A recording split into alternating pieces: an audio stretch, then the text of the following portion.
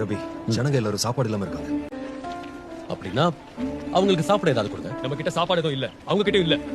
எல்லாருக்கும் தேவையான ரொட்டி எங்க போய் வாங்க முடியும்? ஏமா யார்கிட்டயாவது கொஞ்சமாவது இருக்கும். கொஞ்சம் இருந்தா கூட போதும். 5 ரொட்டிகளும் 2 மீன்களும் இருக்கு. ஆனா இவ்வளவு பேருக்கு இது எப்படி போதுமானதா இருக்கும்? ரொட்டிகளையும் மீன்களையும் விநியோகிக்க 12 கூடைகளை கொண்டு வாங்க. இதை வச்சு என்னால நிறைய செய்ய முடியும். எங்கள் தேவனாகிய ஆண்டவரே, சர்வலோகத்தின் ராஜாவே, பூமியில் இருந்த அப்பத்தை விளைய செய்கிறவரை உமக்கு ஸ்தோத்திரம். பரிமாறுங்க.